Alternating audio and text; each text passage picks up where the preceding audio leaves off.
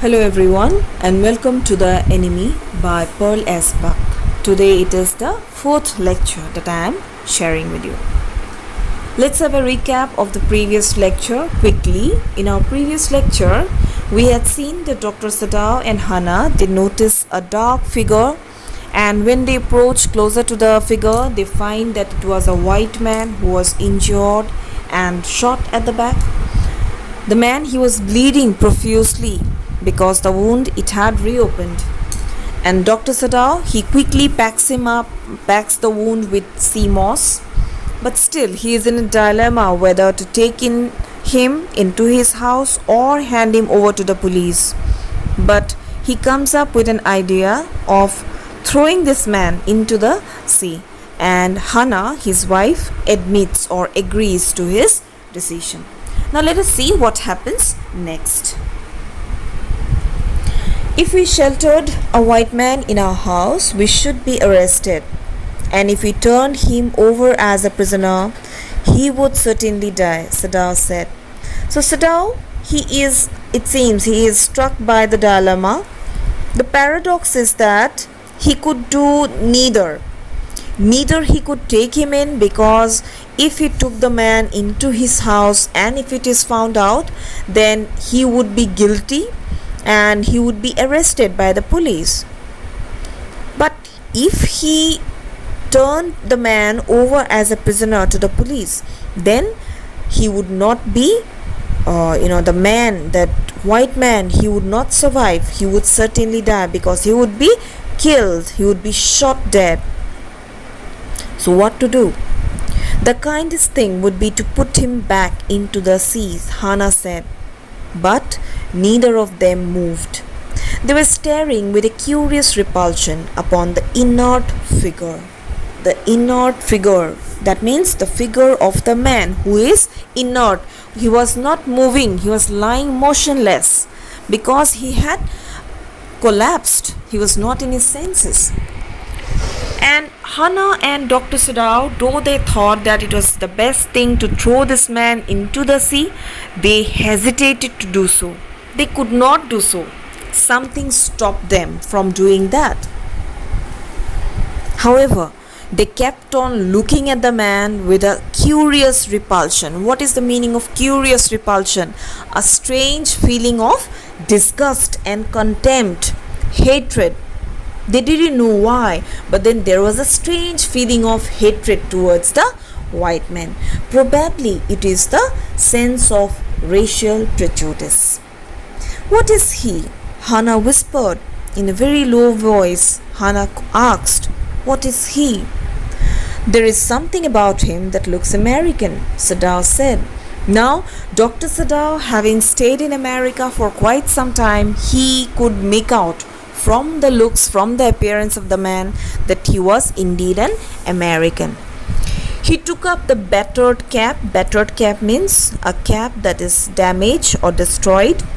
Yes, there, almost gone, was the faint lettering. It was not clearly visible, but something was written on the cap. "A sailor," he said, "from an American warship." He spelled it out. U.S. Navy. So what was written on the cap? It was written U.S. Navy. And though the letters were almost faded, Dr. Sadao could make it out, and he understood that this man was a sailor working in an American warship. War was going on between America and its allies against Japan and its allies, as I have told you earlier.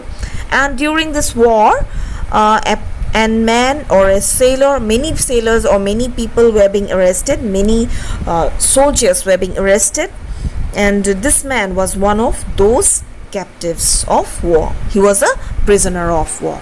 "He has escaped," Hannah cried softly, "and that is why he is wounded in the back," Sadao agreed. So this man, I have told you what are the brutal conditions under which the prisoners survived. Okay, let me show you some of the pics. These are some of the pics of prisoners of war in Japan. how they were being mutilated. You can see one man, one picture here. He is brought out to be beheaded. The other picture showing how the prisoners were being used as targets for practicing gunshots. Now let me tell you something about history, certain facts from the pages of history. The treatment of the American and elite prisoners by the Japanese, it is one of the most shocking horrors of World War II. If you check history, you would find that there is hardly a nation, very few nations, Germany one of those, had been so brutal towards its prisoners, towards man. The prisoners, the captives, they were routinely beaten. Every day they would be beaten. They were starved and abused, not given enough food to be eaten. Even the basic rights to live as human beings, that were being snatched. It is a violation of the codes of conduct, but still it was violated. These prisoners were also forced to work in mines and war-related factories, and during this period, almost 40% of the American prisoners, they died in captivity. I have gathered these from internet sources. There are some more pics. One showing a torture cell where investigations were being made. The other pics showing how the Japanese people used to beat the Japanese army, beating the prisoners brutally. And half-fed, half-starved picture of a man, an American prisoner of war. The last picture, a doctor conducting experiment upon prisoners. So a really brutal history. And if you want to know more, please click on the link below. If you cannot click on it directly, you cannot go to it, just take down this link, and I want you all to go to this link and find out more on the prisoners of war during World War II. Now let's come back to the chapter. So Hana had the idea, or Hana knew that this man had escaped, and that is why he is wounded in the back. He was probably trying to run away from the cell when the Japanese army or the police chased him, and he was being shot from behind. Okay, they hesitated, looking at each other. Then Hana said with resolution means with determination, that something has to be done. They had been hesitating for quite some time, but then no more. We have to do something. Come, are we able to put him back into the sea? If I am able, are you? Sada asked. No, Hana said. But if you can do it alone? Sadao hesitated again. So both of them, they come up with the idea that the man should be thrown back into the sea, because that is the best thing they can do, to let the man live in his own destiny. Whatever is in destiny, let that happen to him. But somehow or the other, they could not do that. They could not be brutal, that much brutal, to throw this man, this unconscious man, back into the sea. And what does Sadao say? Let's see. The strange thing is, he said that if the man were whole means if the man was in his senses, I could turn him over to the police without difficulty. I care nothing for him. He is my enemy. All Americans are my enemy, and he is only a common fellow. You see how foolish his face is. But since he is wounded, so Sadao has no personal feelings for this man. He doesn't know this man, nor does Hana know him. So they are not affected by the man anyway. But then somehow something stopped them from being that much cruel. It is probably the failing condition, failing health, the dangerous condition in which the man was. It was quite unsure if the man would survive or not. Now this statement is very interesting. He is my enemy. Why is he Sadao's enemy? Because Americans were Japan's enemies, or rather Japan considered America to be its enemy. You can see the hollowness of the concept of enmity. They had no personal grudge against one another. They did not know one another well. Still, a man is a man is compelled to consider another man as his enemy just because it is a nation fighting another nation.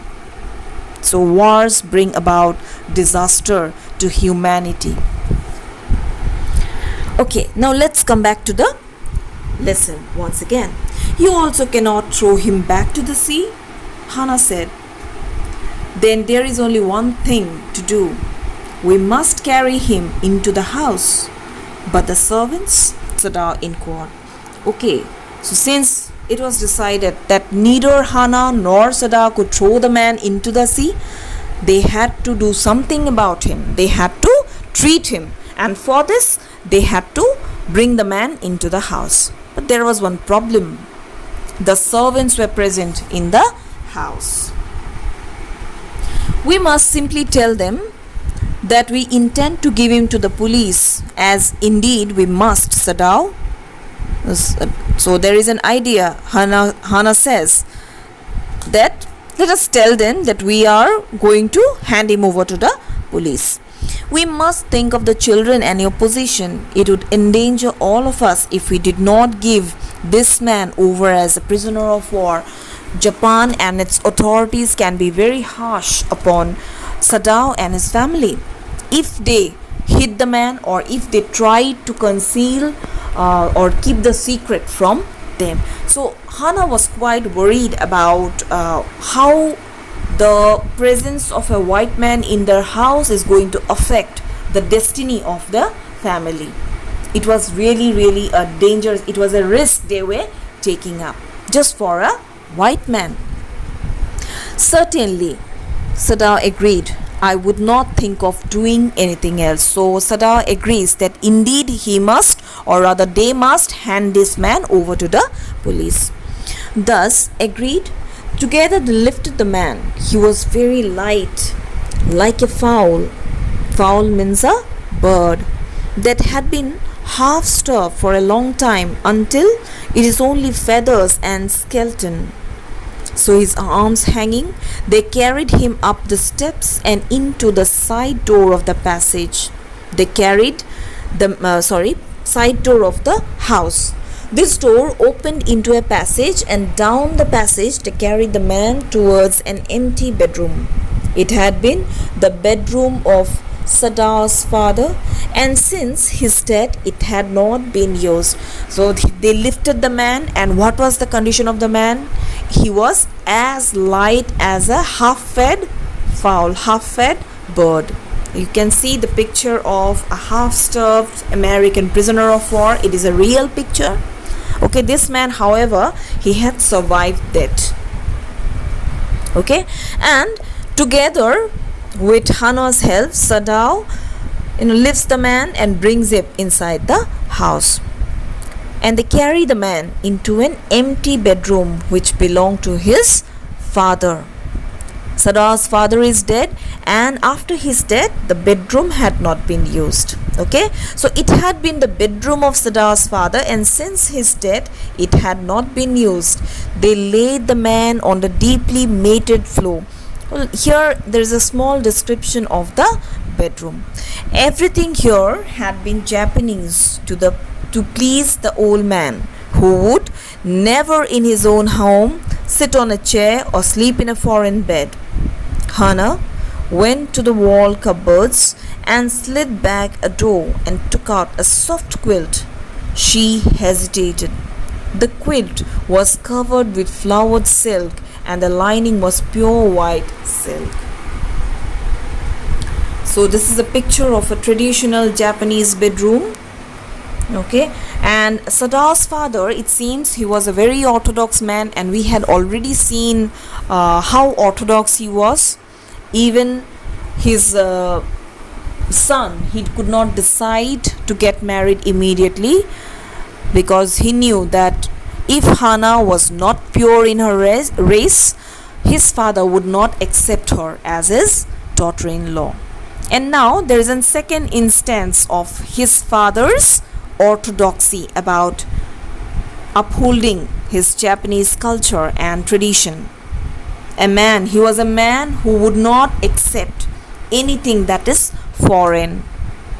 Okay, the disgust, the contempt for foreign made goods, and the love and loyalty towards his own Japanese culture, nation as such.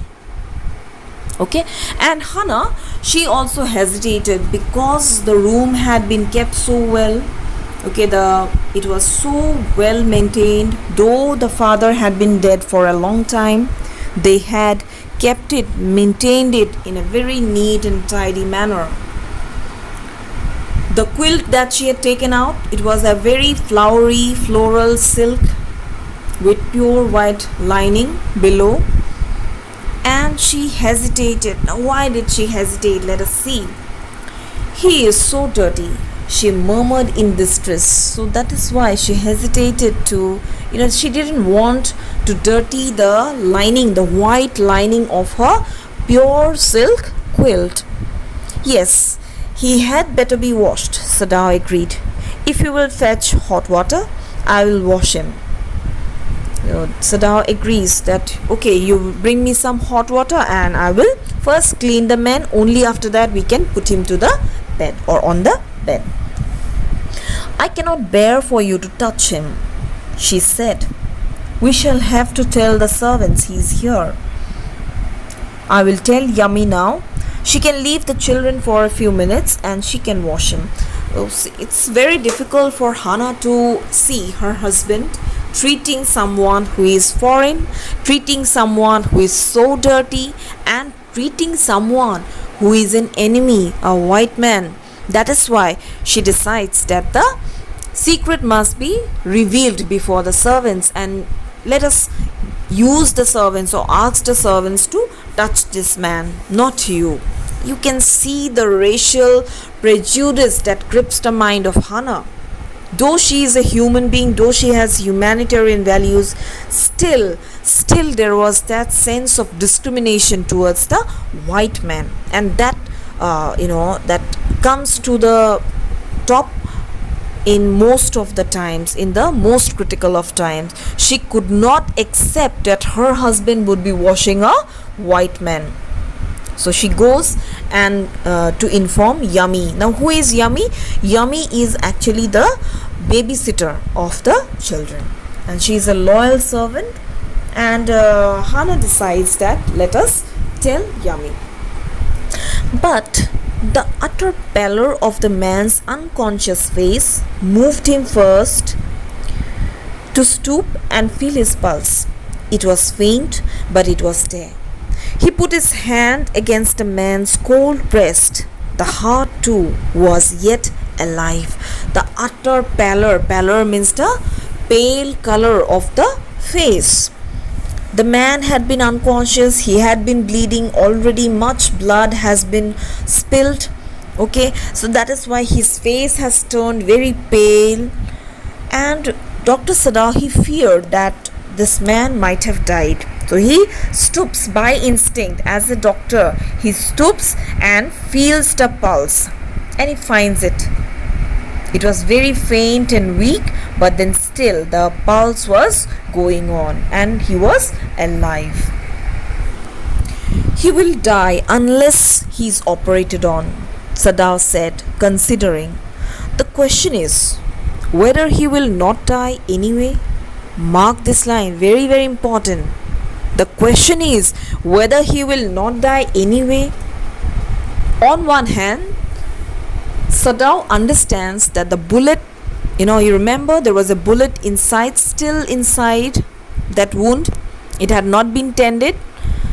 He decides, or he considers, operating upon that wound and extracting the bullet. It has to be extracted, otherwise the man will die. But then, will he survive? Even if he is, or rather Dr. Sadaf is able to rescue the man, will he survive long? Because ultimately, if he survives, Dr. Sadaf has to hand him over to the police, and he knows very well what is the treatment that has been given to the prisoners of war, especially one who has escaped from prison. I suppose you have understood this much. Thank you very much for watching. If you have any doubts or you want to comment on the video or any of the other things, please comment on the section that is below. Okay, thank you very much. See you in my next video.